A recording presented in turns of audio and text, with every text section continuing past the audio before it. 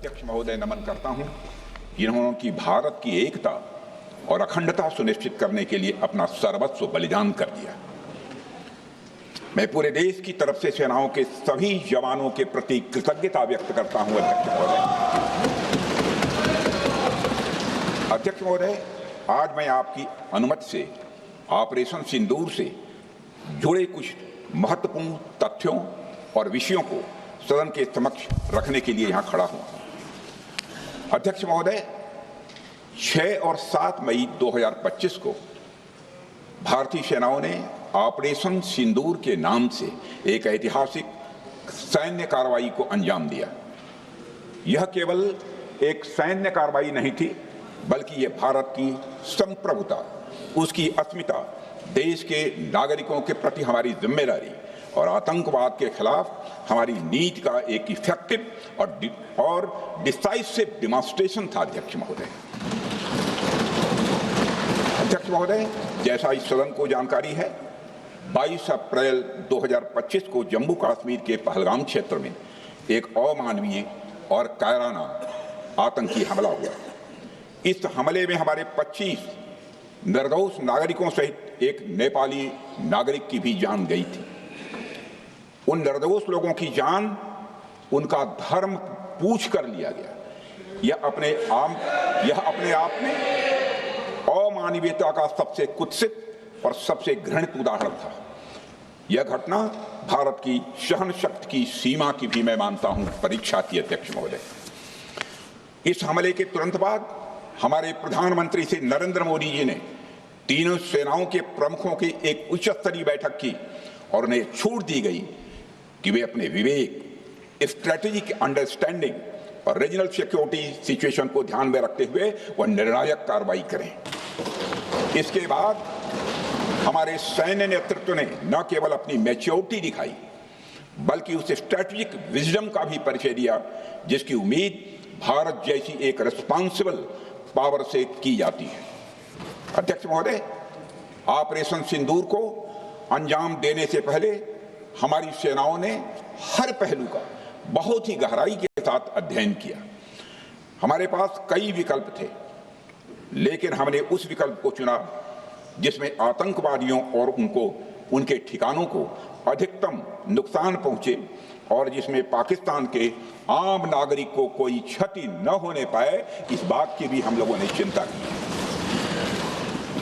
अध्यक्ष महोदय, हमारी सेनाओं द्वारा की गई वेल कोऑर्डिनेटेड स्ट्राइक्स ने 9 टेररिस्ट इंफ्रास्ट्रक्चर टारगेट्स को प्रिसीजन के साथ, सटीकता के साथ हिट किया और इस सैन्य कार्रवाई में एक अनुमान के अनुसार 100 से अधिक आतंकवादी, मैं बहुत संभल कर बोल रहा हूं अध्यक्ष महोदय, हमारी फिगर गलत ना होने पाए, फिगर इससे बहुत अधिक है। 100 से अधिक आतंकवादी, उनके ट्रेनर, उनके प्रशिक्षक, उनके हैंडलर लश्कर-ए-तोयबा और हिजबुल मुजाहिदीन जैसे आतंकवादी संगठनों से संबंधित थे। ये वही आतंकी संगठन हैं जिन्होंने पाकिस्तान की सेना और ISI का जिन्हें खुला समर्थन प्राप्त है। अध्यक्ष महोदय, 7 मई 2025 को रात्रि 1:05 भारतीय सशस्त्र बलों ने ऑपरेशन सिंदूर प्रारंभ किया, जिसमें पाकिस्तान और पाक ऑक्युपाइड कश्मीर में भारत के खिलाफ आतंकी गतिविधियों से जुड़े 9 स्थानों को निशाना बनाया गया। इसमें POK के मुजफ्फराबाद में सवाई नाला और सैयदना बिलाल कैंप, कोटली में मस्जिद अब्बास व मसबर रहील शाहिद कैंप, कोटली में गुलपुर कैंप, भिम्बर में बरनाला कैंप, कोटली में अब्बास कैंप और पाकिस्तान के पंजाब प्रांत में बहावलपुर, मुरिदके और सरजाल और मेहमुना जोया शामिल थे। इनमें से 7 आतंकी शिविरों को भारतीय सेना ने पूरी तरह से नष्ट कर दिया, जबकि भारतीय वायुसेना ने मुरिदके और बहावलपुर को नेस्त नाबूद किया, जो लश्कर-ए-तोयबा और जैश-ए-मोहम्मद के केंद्र हैं। पूरा ऑपरेशन मात्र अध्यक्ष महोदय जानकर पूरे सदन को प्रसन्नता होगी कि विद इन 22 मिनट्स पूरा ऑपरेशन समाप्त हो गया और हमने आतंकवादियों को उनके घर में घुसकर मारा। सशस्त्र बलों ने हमारी माताओं और बहनों के सिंदूर का बदला लिया और प्रत्येक भारतीय इस भावना से ओतप्रोत हो गया। अध्यक्ष महोदय, मैं चाहूंगा कि पूरा सदन एक बार हमारे सेना के बहादुर जवानों के शौर्य और पराक्रम का। अध्यक्ष महोदय, यह सिंदूर की लाली शौर्य की कहानी है। यह सिंदूर की लाली शौर्य की कहानी है, भारत के मस्तक पर वीरता की निशानी है। अध्यक्ष महोदय, सेनाओं ने अंधेरी रात होने के बावजूद हमले की सफलता के स्पष्ट एविडेंस भी जुटाए हैं, साक्ष्य है हमारे पास। अध्यक्ष महोदय, हमले के कुछ ही घंटों के भीतर एक प्रेस रिलीज और मीडिया ब्रीफिंग के माध्यम से इन्हें जनता की जानकारी के लिए जारी कर दिया गया था। मुझे यह पुष्टि करते हुए गौरव की अनुभूति हो रही है कि सशस्त्र बल अपने सभी मिशन ऑब्जेक्टिव्स को पूरा करने में पूरी तरह से सक्षम रहे और साथ ही कामयाब रहे। अध्यक्ष महोदय, 7 मई 2025 को हमले माने 1:35 के तुरंत बाद भारतीय डीजीएमओ ने हॉटलाइन संदेश के माध्यम से पाकिस्तान के डीजीएमओ यानी डायरेक्टर जनरल मिलिट्री ऑपरेशन से संपर्क किया और टेरर इंफ्रास्ट्रक्चर के खिलाफ हमारे हमले के रेशनल और मेथोडोलॉजी के बारे में पूरी जानकारी दी और यह तथ्य भी बताया कि ये हमले एस्केलेटरी नेचर वाले नहीं थे, माने इसको हम आगे नहीं बढ़ाना चाहते।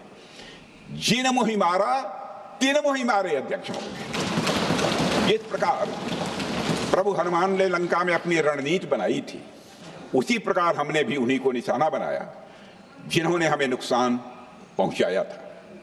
हालांकि पाकिस्तान ने इस रेशनल को समझने से इनकार कर दिया और अगले कुछ दिनों तक सिविलियन और सैन्य ठिकानों पर गोलीबारी करके बड़े पैमाने पर सीज फायर वायलेशन करके स्थिति को एस्केलेट करने की उसने कोशिश की। अध्यक्ष महोदय, 7-8 मई 2025 की रात को क्लियरली आइडेंटिफाइड आतंकवाद संबंधी ठिकानों पर हमारे सफल ऑपरेशन के बाद, सफल हमले के बाद पाकिस्तान ने स्थिति को एस्केलेट कर दिया और अनमैन्ड एरियल सिस्टम और अन्य साधनों का उपयोग करके भारतीय वायुसेना के बेसेस, भारतीय वायुसेना के सेंसर्स और सेना के फॉर्मेशन हेडक्वार्टर से लेकर ब्रिगेडों तक पर भी उसने हमला कर दिया। हालांकि हमारी इंटीग्रेटेड एयर डिफेंस ग्रिड और काउंटर यूएस ग्रिड ने इन हमलों को सफलतापूर्वक विफल कर दिया। अध्यक्ष महोदय, यस 400 यमारसैन आकाश मिसाइल सिस्टम और एयर डिफेंस गन्स बहुत प्रभावी साबित हुई हैं। अध्यक्ष महोदय, इस एस्केलेशन पर हमारा जवाबी हमला स्विफ्ट, प्रोपोर्शनेट और नवातुला था। अध्यक्ष महोदय, जिसमें 8 मई 2025 को केवल चुनिंदा पाकिस्तानी एयर डिफेंस सिस्टम और सेंसर नेटवर्क को प्रिसीजन गाइडेड मिशन द्वारा म्यूनिशंस द्वारा जो है टारगेट किया गया। अध्यक्ष महोदय, हमारी कार्रवाई पूरी तरह से सेल्फ डिफेंस में थी, न तो वह प्रोवोकेटिव थी और न तो एक्सपेंशनिस्ट थी। पाक द्वारा ये हमले 7 मई 25 से लगातार चले और 10 मई 2025 को रात लगभग 1:30 पर पाकिस्तान ने बड़े पैमाने पर भारत के ऊपर मिसाइल, ड्रोन, रॉकेट और अन्य लॉन्ग रेंज वेपन्स का इस्तेमाल किया। इसके साथ साथ उन्होंने इलेक्ट्रॉनिक वारफेयर से जुड़ी टेक्नोलॉजीज का भी सहारा लिया। अध्यक्ष महोदय, उनके निशाने पर हमारे भारतीय वायुसेना के अड्डे, थल सेना के एम्यूनिशन डिपोज, हवाई अड्डे और मिलिट्री कैंट थे। अध्यक्ष महोदय, यह कहते हुए मुझे गौरव की अनुभूति हो रही है कि हमारे air defence system, counter drone system और इलेक्ट्रॉनिक इक्विपमेंट्स ने पाकिस्तान के इस हमले को पूरी तरह से नाकाम कर दिया। पाकिस्तान हमारे किसी भी टारगेट को हिट नहीं कर पाया। अध्यक्ष महोदय, और हमारे किसी भी इंपॉर्टेंट एसेट को नुकसान नहीं हुआ है। हमारी सुरक्षा व्यवस्था अध्यक्ष महोदय चाक चौबंद थी और हर हमले को हम लोग रोका गया।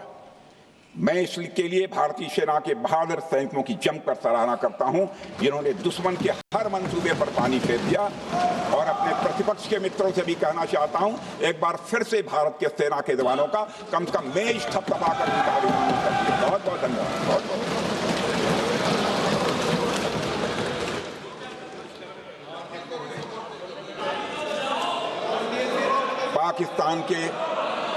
पाकिस्तान के इस हमले के जवाब में हमारी कार्रवाई साहसिक थी, ठोस थी और प्रभावी थी।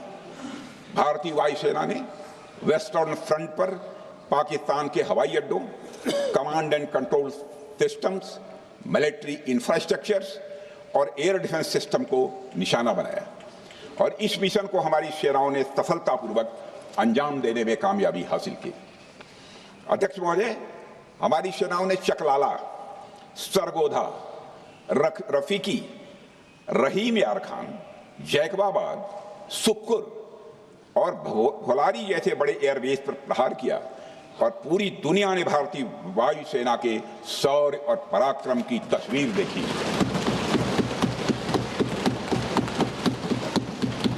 अध्यक्ष महोदय, ऑपरेशन सिंदूर ट्राई सर्विसेज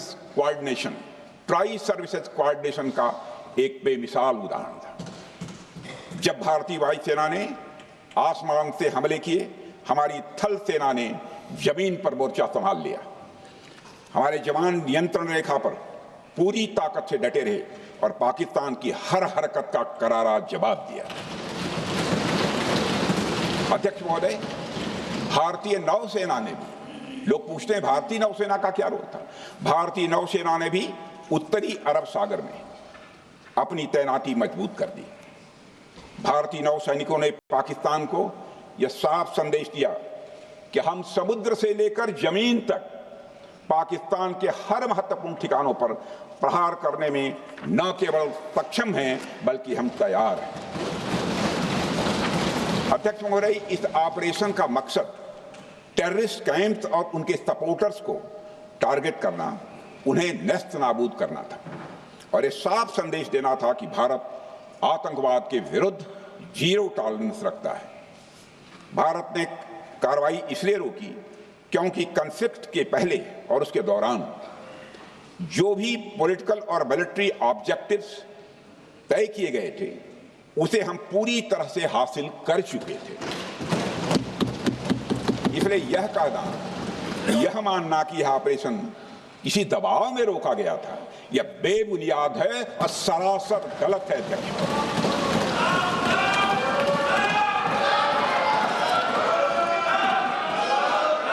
मैं सदन को फिर से आश्वस्त करना चाहता हूं, आपने राजनीतिक जीवन में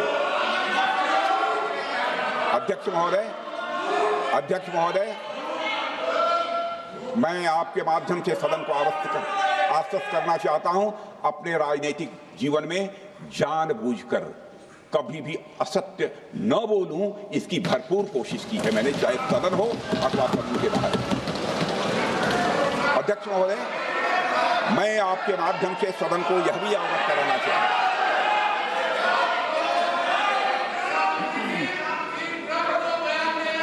प्लीज बैठिए। आप क्यों खड़े? अध्यक्ष महोदय, मैं आपके माध्यम से सदन को यह भी अवगत कराना चाहूंगा कि सीमा पार करना या वहां की टेरिटरी कैप्चर करना इस ऑपरेशन का उद्देश्य नहीं था। ऑपरेशन सिंदूर प्रारंभ करने का मकसद था अध्यक्ष महोदय, उन टेरर नर्सरीज को खत्म कर देना जिन्हें पाकिस्तान ने बरसों से पाला पोसा था। और यह ऑपरेशन उन मासूम परिवारों को न्याय दिलाने के लिए लॉन्च किया गया था जिन्होंने पाक स्पॉन्सर्ड टेररिस्ट अटैक्स में अपने प्रियजनों को खोया था। हमारी सेनाओं ने सिर्फ उनको टारगेट किया जो इन आतंकियों को सपोर्ट करते हुए भारत पर हमला करने की कोशिश में लगातार शामिल थे। अध्यक्ष महोदय, ऑपरेशन सिंदूर का ओवरऑल पॉलिटिको मिलिट्री ऑब्जेक्टिव यह था कि आतंकवाद के रूप में प्रॉक्सी वार लड़ रहे पाकिस्तान को सजा दी जाए, और इसी वजह से आर्म फोर्सेस को पूरी आजादी दी गई थी कि वो अपने टारगेट खुद चुने और करारा जवाब दें। और इस ऑपरेशन का उद्देश्य कोई भी युद्ध छेड़ना नहीं था, बल्कि फोर्स के डिमॉन्स्ट्रेटिव यूज से एडवर्सरी को झुकने के लिए मजबूर करना था। 10 मई की सुबह जब भारतीय वायुसेना ने पाकिस्तान की मल्टीपल एयरफील्ड पर करारा प्रहार किया तो पाकिस्तान ने हार मान ली है अध्यक्ष महोदय, और हॉस्टिलिटी रोकने की कोशिश की। अब रोक दीजिए महाराज। उन्होंने एक कोशिश की, हमारे डीएमओ से बात की, महाराज अब रोक दीजिए, बहुत हो गया। यह पेशकश इस कैबिनेट के साथ स्वीकार की गई थी। सुने, रुकिए तो रुकिए, बता दूंगा, बता दूंगा। अब बैठ तो आपको मौका मिलेगा। यह क्यों रुका, इसका पहले ही मैं पूरी तरह से वर्णन कर चुका हूं अध्यक्ष महोदय। मैं नेता प्रतिपक्ष को बहुत सम्मान के साथ कहना चाहता हूं कि कृपया एक बार मेरा पूरा भाषण पूछ लें। आपको प्रश्न पूछने की पूरी आजादी है, आप पूछ सकते हैं, मैं उसका उत्तर दूंगा। अध्यक्ष महोदय, 10 मई की सुबह जब भारतीय वायुसेना ने पाकिस्तान की मल्टीपल एयरफील्ड पर करारा प्रहार किया तो पाकिस्तान ने हार मान ली और हॉस्टिलिटी रोकने की उन्होंने पेशकश की। यह पेशकश इस कैबिनेट के साथ स्वीकार की गई हम लोगों के द्वारा कि यह ऑपरेशन केवल पाज किया गया है, स्थगित किया गया है। यह ऑपरेशन समाप्त नहीं हुआ है अध्यक्ष महोदय। अगर पाकिस्तान की ओर से भविष्य में कोई भी मिस एडवेंचर हुआ तो यह ऑपरेशन अध्यक्ष महोदय, मैं सदन को आश्वस्त करना चाहता हूं, दोबारा प्रारंभ हो।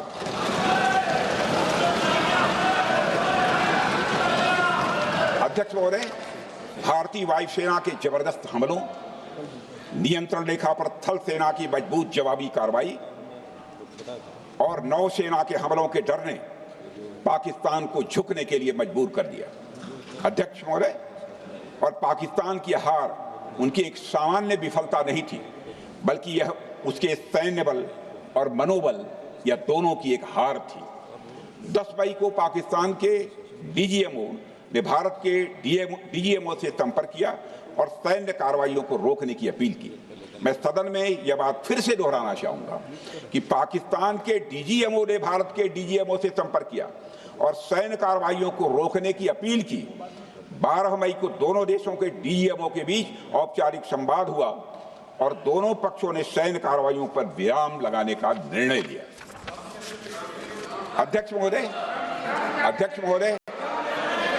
हमारे सैनिकों का जो मनोबल, मातृभूमि की रक्षा करने का जो उनका समर्पण है, ऑपरेशन सिंदूर के दौरान उसका दर्शन 140 करोड़ से अधिक भारतवासियों ने देखा। मुझे खुद भी और प्रधानमंत्री जी को सीमावर्ती क्षेत्रों में जाकर हमारे जवानों से मुलाकात का अवसर मिला है। अध्यक्ष महोदय, श्रीनगर के मिलिट्री बेस पर, भुज के एयरबेस पर, उधमपुर के कमांड सेंटर पर, हर जगह प्रत्यक्ष मैंने अपनी आंखों से देखा कि हमारे सैनिकों का मनोबल अपनी पूरी बुलंदी पर था। उनकी आंखों में विश्वास है और उनका संकल्प अडिग है।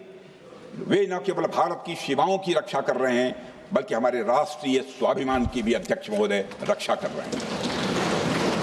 अध्यक्ष महोदय, किसी भी देश में जनता सत्ता पक्ष को और विपक्ष को अलग अलग दायित्व सौंपती है, दोनों को अलग अलग दायित्व, और हेल्दी डेमोक्रेसी में तो स्वाभाविक है। सत्ता पक्ष का काम होता है जनता के हितों को ध्यान में रखते हुए कार्य करना, और विपक्ष का काम होता है सरकार से जनता के मुद्दों से संबंधित जरूरी प्रश्न पूछना। ऑपरेशन सिंदूर क्यों शुरू किया गया, इसकी जानकारी पहले भी दी गई है और आज भी मैंने सदन को दी है। अध्यक्ष महोदय, कभी कभी हमारे प्रतिपक्ष के लोग ये पूछते रहे हैं कि हमारे कितने विमान गिरे। मुझे लगता है उनका यह प्रश्न हमारी राष्ट्रीय जनभावनाओं का सही से प्रतिनिधित्व नहीं कर रहा है। मुझे लगता है उन्होंने एक बार भी हमसे यह नहीं पूछा कि हमारी सेनाओं ने दुश्मन के कितने विमान मारे गिराए।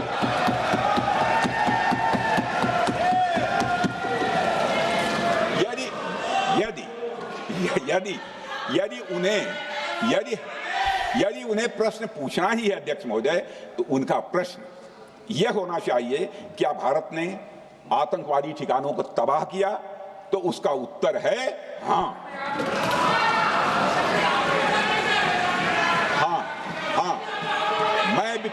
मैं विपक्ष के सम्मानित साथियों से कहना चाहता हूं कि आपको प्रश्न पूछना है तो यह प्रश्न पूछिए, क्या ऑपरेशन सिंदूर सफल रहा? तो उसका उत्तर है हाँ।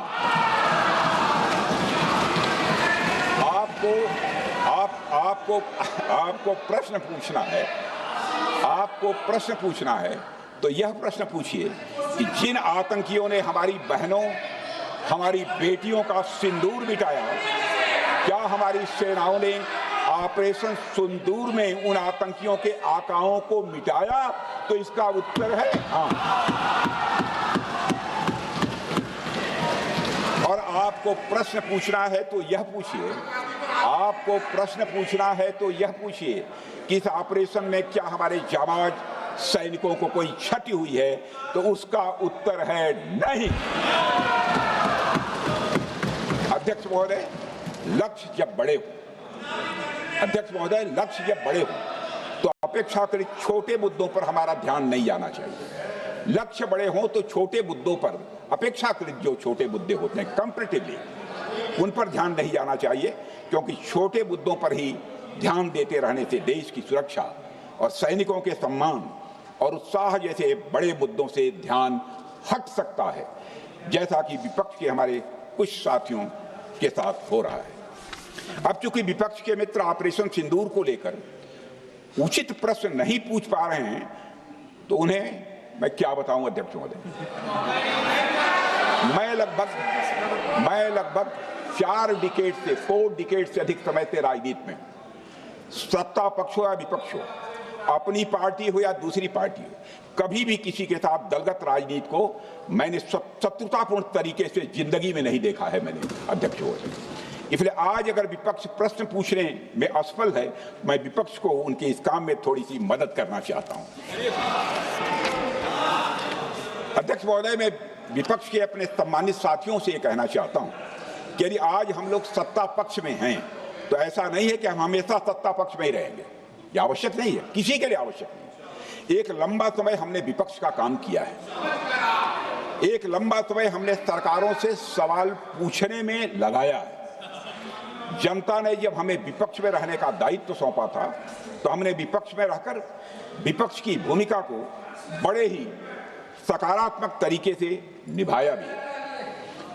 अध्यक्ष महोदय, विपक्ष में रहकर हमने कैसे प्रश्न पूछे, इसके कुछ उदाहरण मैं यहां रखना चाहता हूं। 1962 में अध्यक्ष महोदय, चीन के साथ हुए युद्ध में जब दुखद परिणाम आया, तो हमने उस समय की सरकार से यह पूछे थे, लेकिन वह प्रश्न यह था कि हमारे देश की धरती पर दूसरे देश का कब्जा कैसे हुआ। हमने यह प्रश्न पूछा था कि हमारी सेना और हमारी जनता अपमानित क्यों हुई। हमने यह प्रश्न पूछा था कि बड़ी संख्या में हमारे सैनिक हताहत कैसे हुए। हमने यह प्रश्न नहीं पूछा कि हमारे टैंक, हमारी मशीनें, हमारी बंदूकें क्यों ध्वस्त हो गई। यह प्रश्न हम लोगों ने नहीं पूछा। मशीनों और तोपों की चिंता न करके अध्यक्ष महोदय, हमने देश की टेरिटरी की चिंता की, हमने देश के सैनिकों की। इसी तरह 71 के युद्ध में, 71 के युद्ध में जब हमने पाकिस्तान को सबक सिखाया, मैं उस समय की सरकार को मैं बधाई देना चाहता हूं। हमने अपने राजनीतिक और सैन्य नेतृत्व की प्रशंसा की। हमने ये नहीं देखा कि किस दल की सरकार है, किस विचारधारा की सरकार है, इसकी चिंता नहीं की कभी। हमारे नेता अटल बिहारी वाजपेयी ने संसद में खड़े होकर उस समय के नेतृत्व की प्रशंसा की थी। हमने इस बात की खुशी जाहिर कि हमने अपने सत्र को सबक सिखाया। हमने उस दौरान यह प्रश्न नहीं पूछा कि सबक सिखाने के दौरान में भारत के कितने प्लेन्स गिरे, भारत के कितने इक्विपमेंट्स बर्बाद हुए। यह प्रश्न अध्यक्ष महोदय उस समय भी हम लोगों ने नहीं पूछा। अध्यक्ष महोदय, यदि मैं इसे और भी प्रैक्टिकल तरीके से समझाऊं तो किसी भी परीक्षा के परिणाम में रिजल्ट मैटर करता है। यदि किसी परीक्षा में कोई बच्चा अच्छे मार्क्स लेकर आ रहा है तो हमारे लिए उसके मार्क्स मैटर करने चाहिए। हमें इस बात का ध्यान नहीं रखना चाहिए कि एग्जाम के दौरान उसकी पेंसिल टूट गई थी या उसकी पेन खो गई।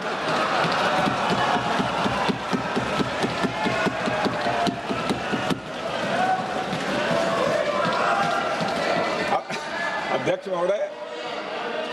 महोदय, अल्टीमेटली रिजल्ट मैटर करता है और रिजल्ट यह है, अध्यक्ष महोदय, अल्टीमेटली रिजल्ट मैटर करता है और रिजल्ट यह है अध्यक्ष महोदय कि ऑपरेशन सिंदूर के दौरान हमारी सेनाओं ने जो लक्ष्य निर्धारित किया था उन लक्ष्यों को पूर्ण रूप से प्राप्त करने में हमने कामयाबी हासिल की। अध्यक्ष महोदय, भारत हमेशा से पाकिस्तान सहित अपने पड़ोसी देशों से मित्रता और सौहार्द सहयोगपूर्ण संबंध का सदैव इच्छुक रहा है। इसके लिए भारत की सभी सरकारों ने ईमानदारी से प्रयास भी किए हैं।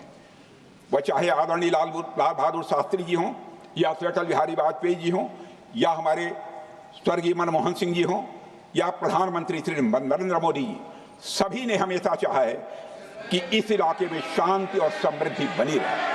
सभी ने यह चाहा। अध्यक्ष महोदय, यह बात हमारी सिविलाइजेशनल वैल्यूज के साथ मेल खाती है, इसलिए ऐसा हुआ। अध्यक्ष महोदय, पूरा विश्व जानता है कि पूर्व प्रधानमंत्री से अटल बिहारी वाजपेयी जी ने शांति का संदेश लेकर 1999 में लाहौर बस यात्रा की थी। वह सिर्फ एक यात्रा नहीं थी, वह यात्रा भारत की संस्कृति और शांति की प्रतीक थी। यह हमारे भारत की प्रकृति थी। लाहौर पहुंचकर अटल बिहारी वाजपेयी जी ने मीनारे पाकिस्तान पर विजिटर्स बुक में जो लिखा था, जिसका जिक्र लोग आज भी करते हैं, और उन्होंने लिखा था, उसकी मैं चर्चा करता हूं। उन्होंने लिखा था कि मीनारे पाकिस्तान से मैं पाकिस्तान की जनता को यह विश्वास दिलाना चाहता हूं कि भारत अस्थायी शांति और मित्रता का आकांक्षी है। मैंने पहले भी कहा है और फिर भी कहता हूं, एक स्थिर और समृद्ध पाकिस्तान भारत के हित में है, इसमें कोई संदेह नहीं होना चाहिए। अध्यक्ष महोदय, यह हमारी सोच थी, यह हमारी शांति की पहल थी। यह पहल हमारी हजारों साल पुरानी सांस्कृतिक चेतना, हमारी नैतिक शक्ति और हमारी सभ्यता के उन मूल्यों से निकली थी जो शांति को शक्ति मानती है। अध्यक्ष महोदय, लेकिन हमारे शांति के प्रयास को हमारी नाइविटी, उदारता या सरलता समझ लिया गया। जब हम शांति के लिए कदम बढ़ा रहे थे, उसी वक्त पाकिस्तान कारगिल में घुसपैठ की साजिश रच रहा था। हम दोस्ती के राह पर थे तो वो षड्यंत्र की राह पर था। जब हम मामला खुलकर सामने आया तो हमारे वीर सैनिकों ने इस घुसपैठ के खिलाफ कार्रवाई करना प्रारंभ किया, और जब भारत की जीत सामने दिखाई दे रही थी तो पाकिस्तान ने परमाणु युद्ध की धमकी दे डाली। अध्यक्ष महोदय, तब हमारे तत्कालीन प्रधानमंत्री आदरणीय अटल बिहारी वाजपेयी जी ने कहा था, पाक सेना के परमाणु हमले से भारत का तो कुछ नहीं बिगड़ेगा, लेकिन पाकिस्तान दूसरे दिन का सूरज नहीं देख पाएगा।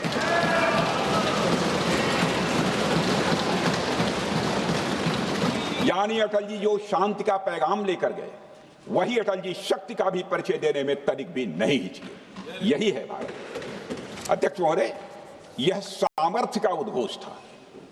यह एक स्पष्ट संदेश था कि भारत शांति चाहता है, लेकिन अगर कोई हमारी संप्रभुता को चुनौती देगा तो उसका जवाब भी उतनी ही दृढ़ता से दिया जाएगा। अध्यक्ष महोदय, 2015 में जब हमारे प्रधानमंत्री मोदी जी ने लाहौर जाकर नवाज शरीफ से मुलाकात की तो भारत ने फिर से दोस्ती का हाथ बढ़ाया। भारत ने फिर से दोस्ती का हाथ बढ़ाया। अध्यक्ष बोले हम वाकई में शांति की राह पर चलना चाहते थे, क्योंकि हमारी मूल प्रकृति बुद्ध की है, युद्ध की नहीं है। हमारी सरकार ने भी पाकिस्तान के साथ शांति स्थापित करने के अनेक प्रयत्न किए हैं, लेकिन बाद में हमने 2016 में सर्जिकल स्ट्राइक से, 2019 में बालाकोट में एयर स्ट्राइक से और 2025 के ऑपरेशन सिंदूर से हमने शांति स्थापित करने का दूसरा रास्ता अपनाया है। अध्यक्ष महोदय, अब हमारे प्रधानमंत्री श्री नरेंद्र मोदी जी और हमारी सरकार का स्टैंड बिल्कुल क्लियर है कि टेररिज्म और टॉक्स ये दोनों साथ नहीं चल सकते, क्योंकि सभ्य मुल्कों के बीच बातचीत होती है। अध्यक्ष महोदय, लोकतांत्रिक देशों में बातचीत होती है, पर एक ऐसा देश जिसके वजूद में लोकतंत्र का एक कतरा भी न हो और सिर्फ रिलीजियस फैनेटिसिज्म, टेररिज्म और हेट्रेड अगेंस्ट इंडिया हो, उसके साथ संवाद किसी भी सूरत में नहीं किया जा सकता, क्योंकि टेररिज्म की भाषा जो अध्यक्ष महोदय होती है वह खून, डर और नफरत है, संवाद नहीं। गोलियों की आवाज में संवाद की आवाज दब जाती है। जहां खून बहता है वहां बातचीत की गुंजाइश अध्यक्ष महोदय नहीं बचती है। अध्यक्ष महोदय, पाकिस्तान की वर्तमान स्थिति अब जग जाहिर है।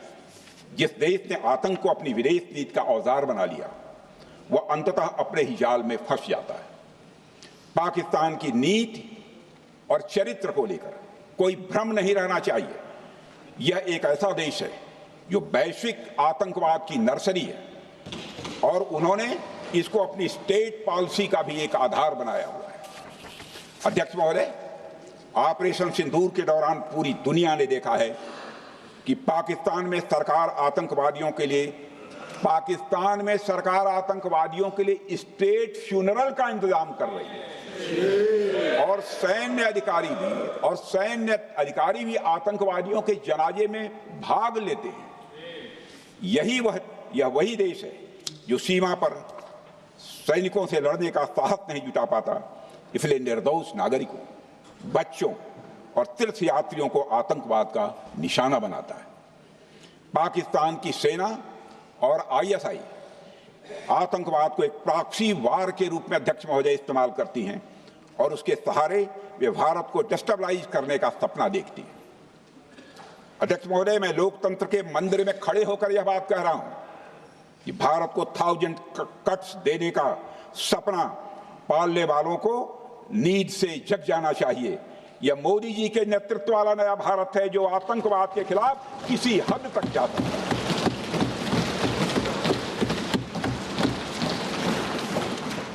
अध्यक्ष महोदय, आप भारत का इतिहास जानते हैं। देखिए, हमने कभी भी किसी की 1 इंच जमीन पर आज तक कभी कब्जा नहीं किया है। हम यह भी जानते हैं कि युद्ध अपनी बराबरी वालों से करना चाहिए। ऐसा गोस्वामी तुलसीदास जी ने लिखा है और गोस्वामी तुलसीदास जी कहते हैं कि नीति ऐसी ही होनी चाहिए, प्रीति और बैर बराबरी वाले से ही करनी चाहिए। शेर यदि मेढकों को मारे तो उसका बहुत अच्छा संदेश नहीं आता है। अध्यक्ष महोदय, और अध्यक्ष महोदय, हमारे देश की सेना शेर है।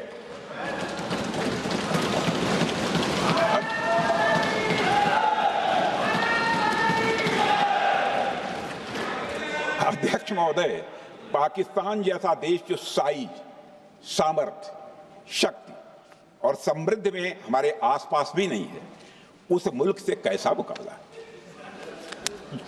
जो मुल्क अपने अस्तित्व के लिए दूसरों पर आश्रित हो, उसके मुकाबले का मतलब है अपना स्तर कम करना। हमारी नीति है आतंकवाद के खिलाफ प्रभावी कार्रवाई करना। हमारा पाकिस्तान विरोध उनकी आतंकवाद की नीति के कारण है, इसलिए पाकिस्तान का हमारा विरोध है। अध्यक्ष महोदय, हम अगर शांति की आशा के लिए हाथ बढ़ाना जानते हैं तो अशांति फैलाने वाले हाथों को उखाड़ना भी जानते हैं। अध्यक्ष महोदय, अगर शांति के प्रयास करना हम जानते हैं तो दुष्टों को जो भाषा समझ में आए उसी भाषा में समझाना भी जानते हैं। सठे साक्ष्यम समाचरे, अर्थात दुष्ट के साथ दुष्टता का ही व्यवहार करना पड़ता है कभी कभी। अध्यक्ष महोदय, हमने भगवान कृष्ण से सीखा है कि शिशुपाल की 100 गलतियां माफ की जा सकती हैं, पर अंत में धर्म की रक्षा के लिए सुदर्शन चक्र उठाना ही पड़ता है। हमने पार्लियामेंट का अटैक सहा है अध्यक्ष महोदय, 2008 का मुंबई अटैक सहा है, झेला है, लेकिन अब हमने कह दिया है इनफ इज इनफ। अब हमने सुदर्शन चक्र उठा लिया है अध्यक्ष महोदय। अध्यक्ष महोदय, हमारी प्रवृत्ति भगवान राम और भगवान कृष्ण से प्रेरित है, जो हमें शौर्य भी सिखाती है और धैर्य भी सिखाती है। इस सीख का अध्यक्ष महोदय, इस सीख का हम प्रधानमंत्री नरेंद्र मोदी जी के नेतृत्व में हमारी विदेश और अपनी रक्षा नीति में सीधा प्रयोग कर रहे हैं। आज भारत पहले दोस्ती का हाथ बढ़ाता है, लेकिन अगर कोई देश धोखा दे तो उसकी कलाई भी मरोड़ना जानता है। अध्यक्ष महोदय, हमारी नीति स्पष्ट है कि हमने एक समय लाहौर बस यात्रा की भाषा में बात की थी, तो पाकिस्तान ने हमारी उस भाषा को नहीं समझा, तो अब हम उन्हें बालाकोट स्ट्राइक की भाषा में जवाब देंगे। अध्यक्ष महोदय, भारत के लिए शांति हमारी प्रायोरिटी है, हमारी प्राथमिकता है और हमारी शक्ति उसका आधार है। भारत के लिए शांति प्राथमिकता है और हमारी शक्ति उसका आधार है। यह शक्ति हमारे सामर्थ्य से पैदा हुई है अध्यक्ष महोदय, और यह सामर्थ्य पिछले 11 साल में कई गुना बढ़ गया है। मैं ये नहीं कहता हूं पहले नहीं था, पहले था, लेकिन अब कई गुना बढ़ गया है। आज भारत विश्व की चौथी सबसे बड़ी अर्थव्यवस्था है और अभी आई मॉर्गन स्टैनली के रिपोर्ट के मुताबिक 2028 तक विश्व की तीसरी सबसे बड़ी अर्थव्यवस्था बनने की ओर भारत चल रहा है। अध्यक्ष महोदय, आर्थिक उन्नति के साथ साथ भारत के रक्षा क्षेत्र में 2014 से उल्लेखनीय परिवर्तन, रिमार्केबल चेंज आया है। आज का भारत डिफेंस सेक्टर में आत्मनिर्भरता, सेल्फ रिलायंस और स्वदेशी उत्पादन की दिशा में तेजी से आगे बढ़ रहा है। अध्यक्ष महोदय, आज हम हर दृष्टि से समर्थ भी हैं और सक्षम भी हैं। अध्यक्ष महोदय, मैं सदन को यह भी जानकारी देना चाहता हूं, उसके बाद जब प्रश्न पूछा गया हमारे सारे चीफ से, सीडीएस से, डिफेंस सेक्रेटरी से, क्या ऑपरेशन के लिए तैयार हैं, क्षण भर की देर नहीं लगाई, सबने बोला यस सर। अध्यक्ष महोदय, ऑपरेशन सिंदूर हमारे सामर्थ्य का ही प्रतीक था, जिसमें हमने दिखा दिया कि अगर कोई हमारे नागरिकों को मारेगा तो भारत चुप नहीं बैठेगा। भारत की आत्मरक्षा के लिए हमारा राजनीतिक तंत्र और नेतृत्व बिना किसी दबाव के काम करेगा। हमारी मिसाइल फिजिकल सीमाएं लांघेंगी अध्यक्ष महोदय, और हमारे वीर सैनिक दुश्मन की कमर तोड़ेंगे। अध्यक्ष महोदय, हम आतंकवाद को उसके हर रूप और स्वरूप में पूरी तरह समाप्त करने के लिए पूरी तरह से प्रतिबद्ध हैं, और इस संदर्भ में हमें एक महत्वपूर्ण बात समझनी होगी। Pakistan sponsored terrorism is not random madness, there is a method in this madness. यह एक सुनियोजित रणनीति है, यह एक फंडामेंटल रेज है। अध्यक्ष महोदय, प्रसिद्ध लेखक वीएस नायपाल ने सही कहा था, पाकिस्तान में होना एक ऐसी अल्टरनेट और कंट्रास्टिंग रियलिटी है, where war is peace, freedom is slavery, ignorance is strength. यानी यहां युद्ध ही शांति है, गुलामी ही स्वतंत्रता है और जिहालत यानी अज्ञानता ही ताकत है। अध्यक्ष महोदय, इसलिए पाकिस्तान द्वारा प्रायोजित आतंकवाद कोई पागलपन नहीं है। पाकिस्तान द्वारा प्रायोजित आतंकवाद कोई पागलपन नहीं है, यह एक सोची समझी साजिश का हिस्सा है। यह एक ऐसी प्रक्रिया है जो आतंक को एक पॉलिटिकल टूल की तरह इस्तेमाल करती है। यह सिर्फ आतंकवाद नहीं, यह एक टूल किट है, एक ऐसा टूल किट जिसे पाकिस्तान की सेना और उसकी एजेंसियां एक नीति के तहत अपनाए हुए हैं। This tool kit is an opposition to civilized code of conduct that the rest of the world prefers to abide by। यानी यह टूल किट उस सिविलाइज्ड कोड ऑफ कंडक्ट के खिलाफ है जिसे दुनिया का हर जिम्मेदार देश मानता है। अध्यक्ष महोदय, यह एक कट्टरपंथी सोच की उपज है जिसमें सहिष्णुता के लिए कोई जगह नहीं। हमारा पाकिस्तान के साथ कोई सीमा का संघर्ष नहीं है अध्यक्ष महोदय, बल्कि यह सभ्यता बनाम बर्बरता का संघर्ष है। सभ्यता बनाम बर्बरता का संघर्ष। पाकिस्तान के हुक्मरान जानते हैं कि उनके सैनिक युद्ध के मैदान में भारत से नहीं जीत सकते, इसलिए वे आतंक को पालते हैं, पालते ही नहीं उन्हें प्रशिक्षण देते हैं और फिर दुनिया के सामने खड़े होकर निर्दोष बनने की कोशिश करते हैं। अध्यक्ष महोदय, पाकिस्तान दोहरे मापदंड और झूठ की बुनियाद पर खड़ा हुआ एक ऐसा देश है जो अब फेल्ड स्टेट के तौर पर देखा जा रहा है। भारत ने ऑपरेशन सिंदूर के जरिए पूरी दुनिया को दिखा दिया है कि हम इस आतंकवाद के गंदे खेल को जड़ से एक समाप्त करने का संकल्प ले चुके हैं। अध्यक्ष महोदय, जब अटल जी प्रधानमंत्री थे तब पाकिस्तान के साथ कंपोजिट डायलॉग के लिए भारत की शर्त थी कि पाकिस्तान अपनी जमीन का प्रयोग भारत के खिलाफ टेररिज्म फैलाने के लिए नहीं करेगा। एक कंपोजिट डायलॉग के लिए भारत की शर्त थी, जिसे पाकिस्तान ने भी मान लिया था उसमें।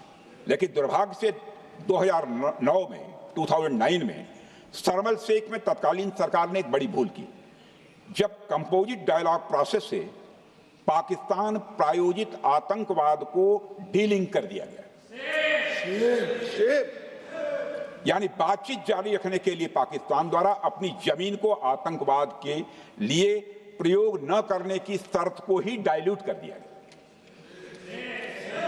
मैं मानता हूं यह भारत की स्ट्रेटेजिक पोजीशनिंग को कमजोर करने वाला एक कदम था। अध्यक्ष महोदय, ऐसी ही एक और गंभीर चूक तत्कालीन सरकार ने 2006 में हवाना में भी हुई थी, जब पाकिस्तान को आतंकवाद का विक्टिम माना गया और एक ज्वाइंट एंटी टेरर मैकेनिज्म बनाने पर सहमति भी हुई थी। 2006 की बात कर रहा हूं। अध्यक्ष महोदय, यह सोचने वाली बात है कि जो देश आतंक को पैदा करता है, उसे पालता है, उस देश को ही आतंक से पीड़ित मान लेना कितना बड़ा स्ट्रेटेजिक ब्लंडर है। अध्यक्ष महोदय, आतंकवाद के खिलाफ हमारी लड़ाई अब केवल सीमा पर नहीं है, बल्कि वैचारिक मोर्चों पर भी लड़ी जा रही है।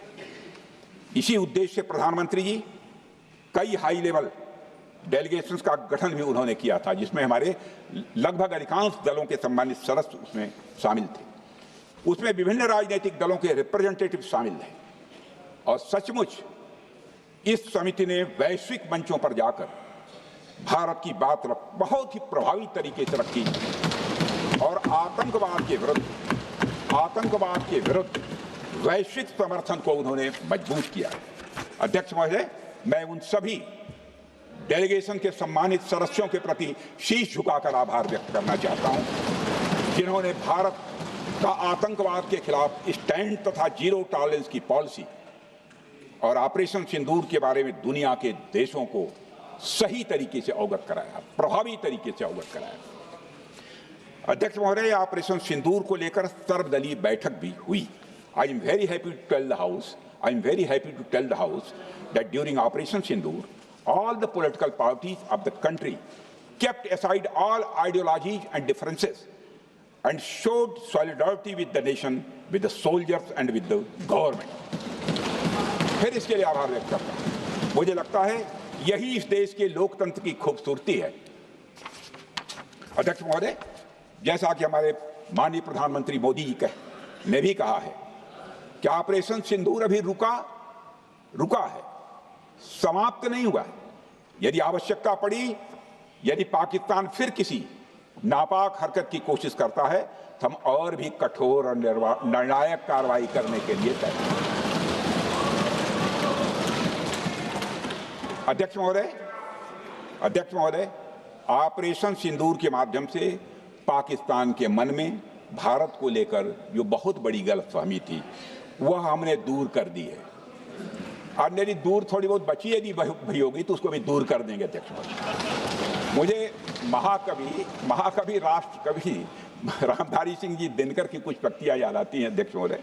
क्षमाशील हो रिपु समक्ष, क्षमाशील हो रिपु समक्ष, तुम हुए विनत जितना ही, दुष्ट कौरवों ने तुमको कायर समझा उतना ही। अध्यक्ष महोदय, भारत ने न केवल अपनी सैन्य क्षमता का प्रदर्शन किया, भारत ने न केवल अपनी सैन्य क्षमता का प्रदर्शन किया बल्कि अपनी राष्ट्रीय दृढ़ता, नैतिकता और राजनीतिक कुशलता का भी परिचय दिया है। भारत अब किसी भी आतंकी हमले का निर्णायक और स्पष्ट उत्तर देगा। अध्यक्ष महोदय, हमने एक नई लक्ष्मण रेखा खींच ली है। अब आतंकवाद को आश्रय और समर्थन देने वालों को कोई शरण नहीं मिलेगी। और अध्यक्ष महोदय, भारत किसी भी तरीके से किसी भी तरह के न्यूक्लियर ब्लैकमेलिंग या दबावों के आगे अब झुकने वाला नहीं है।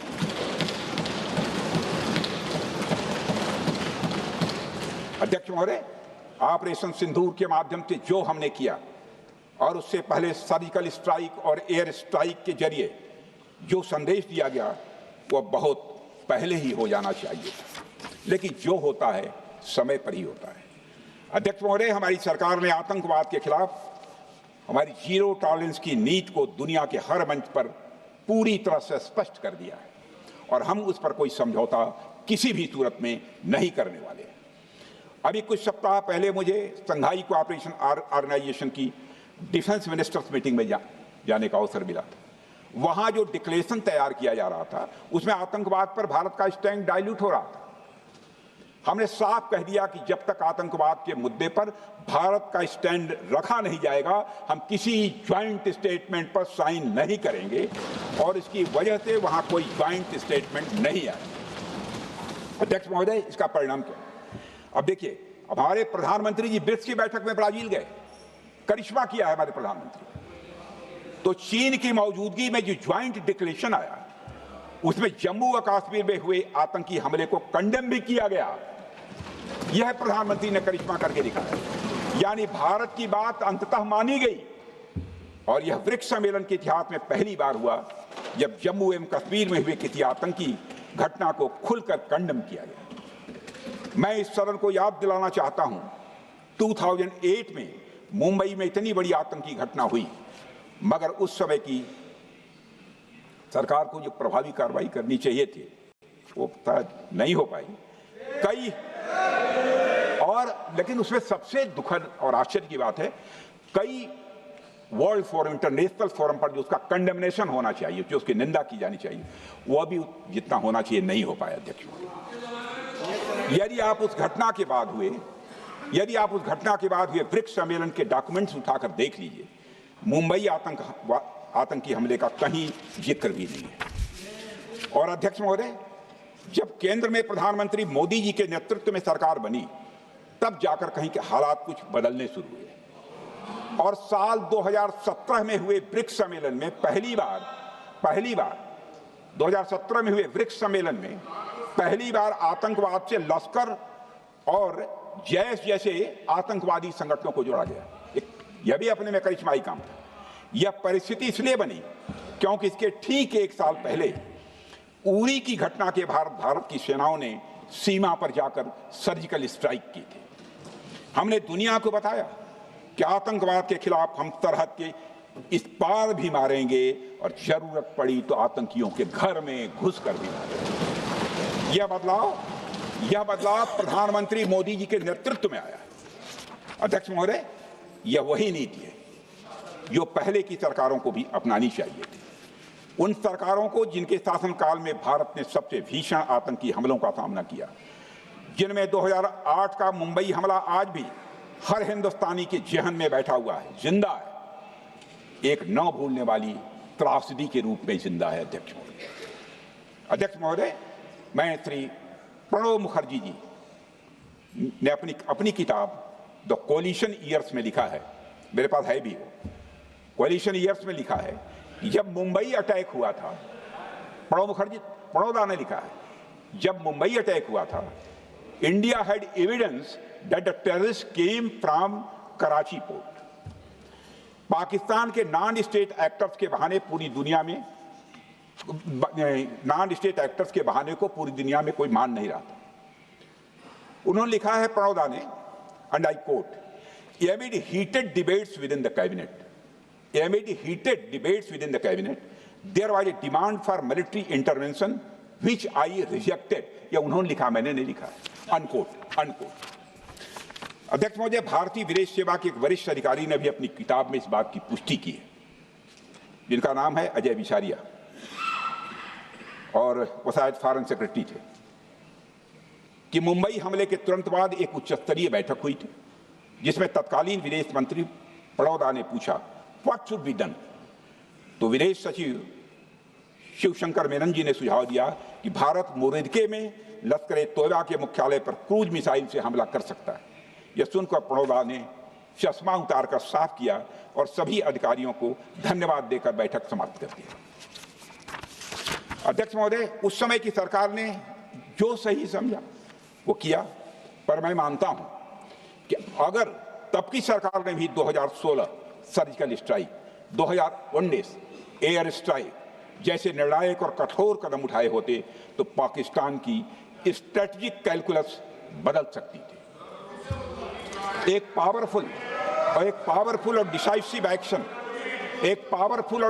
एक्शन पाकिस्तान और उनकी सेना के द्वारा इस 500 टेररिस्ट ऑर्गेनाइजेशंस के लिए बड़ा डिसइंसेंटिव साबित हो सकती थी। अध्यक्ष महोदय, 2008 में मुंबई हमलों के बाद उस समय की सरकार ने सिर्फ बातचीत का मार्ग चुना था।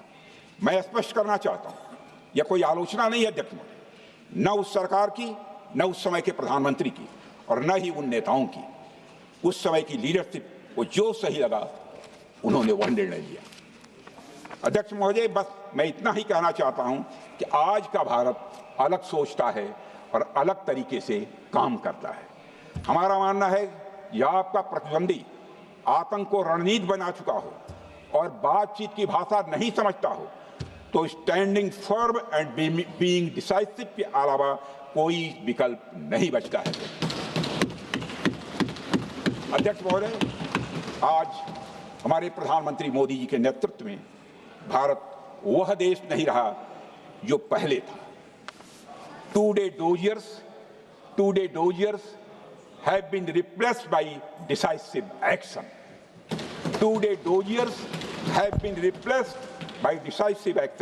आज भारत सहता नहीं है, भारत जवाब देता है। अध्यक्ष महोदय, आज भारत आतंक की जड़ तक जाता है और उसे उखाड़ फेंकने का सामर्थ्य रखता है। अध्यक्ष महोदय, मैं इस सदन को और देश की जनता को यह विश्वास दिलाना चाहता हूं कि हमारी सरकार, हमारी सेनाएं और हमारी लोकतांत्रिक संस्थाएं सब मिलकर, हम और ये सारे लोग सभी मिलकर देश की एकता, अखंडता और सुरक्षा के लिए जो भी कदम उठाना आवश्यक होगा वह कदम उठाएंगे और उसके प्रति हम पूरी तरह से कमिटेड हैं। अध्यक्ष महोदय, अंत में मैं केवल इतना ही कहना चाहता हूं, यह समय एकजुट होकर अपनी सुरक्षा, संप्रभुता और आत्मसम्मान की रक्षा के संकल्प को और अधिक मजबूत करने का है। हमें यह याद रखना होगा कि हमारी सामाजिक और राजनीतिक एकता ही यह हमारी सबसे बड़ी ताकत है। अध्यक्ष महोदय, आतंकवाद को समर्थन देने वालों को यह स्पष्ट संदेश चला गया है कि भारत अपनी मातृभूमि की रक्षा के लिए पूरी तरह से संकल्पबद्ध है। आइए हम सभी दलगत भाव से ऊपर उठकर संगवरध्वम के मंत्र से प्रेरणा लेकर एक साथ खड़े हो जाएं और हम इस राष्ट्रीय संकल्प को मजबूत करें। यही हम सबका राष्ट्रीय दायित्व है। और इन्हीं शब्दों के साथ अध्यक्ष महोदय, आपने मुझे विचार रखने का अवसर दिया, आपके प्रति आभार व्यक्त करते हुए और अपने सभी सम्मानित सदस्यों के प्रति धन्यवाद व्यक्त करते हुए अपना निवेदन समाप्त करता हूँ। सबने शांतिपूर्वक बात। श्री गौरव गोगोई।